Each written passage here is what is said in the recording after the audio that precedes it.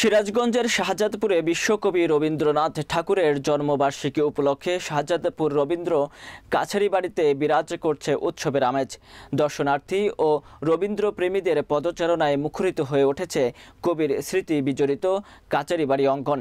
বিস্তারিত দেখুন সিরাজগঞ্জ জেলা প্রতিনিধি আশরাফুল ইসলাম জয়ের প্রতিবেদনে। 25শে বৈশাখ রবীন্দ্রনাথ ঠাকুরের 163তম জন্মবার্ষিকী উপলক্ষে শুরু হয় 3 দিনব্যাপী জন্মবার্ষিকী উৎসব। 3 দিনব্যাপী অনুষ্ঠানমালার দ্বিতীয় দিনে আলোচনা সভা ও রবীন্দ্র মেলার পাশাপাশি সিরাজগঞ্জের 3টি সাংস্কৃতিক সংগঠন সম্মিলিত সাংস্কৃতিক জোট, রবীন্দ্র সঙ্গীত সম্মিলন পরিষদ ও জেলা শিল্পকলা একাডেমির পরিবেশনায় সাংস্কৃতিক অনুষ্ঠান অনুষ্ঠিত হয়েছে। জানা যায়, নাটোরের রানী ভবানীর জমিদারির একটি অংশ নিলামে উঠলে প্রিন্স দ্বারকনাথ ঠাকুর 1840 সালে মাত্র 13 টাকা 10 আনায় শাহজাদপুরের এই জমিদার বাড়ি কিনে নেন। 1890 থেকে 1897 এই 8 বছর কবিগুরু রবীন্দ্রনাথ ঠাকুর শাহজাদপুরের জমিদারি দেখাশোনার জন্য এখানে আসতেন এবং সাময়িকভাবে বসবাস করতেন।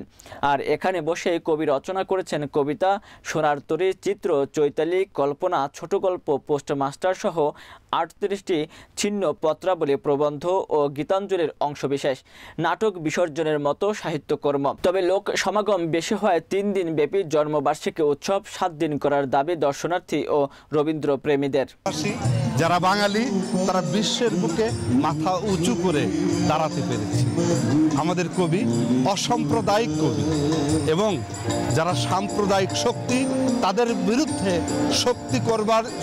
যুদ্ধ করবার জন্য যে সাহস আমরা পেয়েছি সেটা আমাদের বিশ্বকবি রবীন্দ্রনাথ ঠাকুরের গান থেকে, রবীন্দ্রনাথ ঠাকুরের নাটক থেকে, তার উপন্যাস থেকে আমরা সারা বিশ্বে আজকে অসাম্প্রদায়িক শক্তি হিসাবে পরিচিতি দিতে সাহস পাচ্ছি।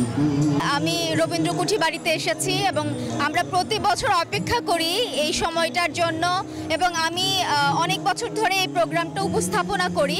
তবে আমাদের অপূর্ণতা হচ্ছে যে আমরা চাই এটা সপ্তাহব্যাপী হোক এবং এটা জাতীয়ভাবে উদযাপন যে হবে সেটা যেন সিরাজগঞ্জ শহরে হয় এবং 7 দিন ব্যাপী হয়। তাহলে এই জিনিসটা আরো সুন্দর হবে, মানুষ জানবে, বুঝবে, বিশ্বকবি রবীন্দ্রনাথ ঠাকুরকে মানুষ ভালোবাসবে।